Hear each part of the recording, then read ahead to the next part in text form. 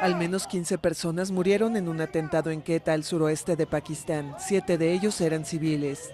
Una motocicleta bomba atacó un vehículo militar con explosivos incendiarios que prendieron fuego a otros vehículos cercanos y dejaron 25 heridos, según anunció el ejército. El ataque del sábado fue reivindicado por el grupo Estado Islámico Khorasan, el nombre de la rama local del grupo radical en Afganistán y Pakistán.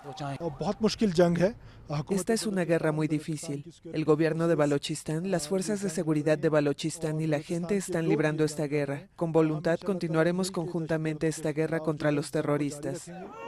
El ejército acordonó la zona y los heridos fueron evacuados al hospital.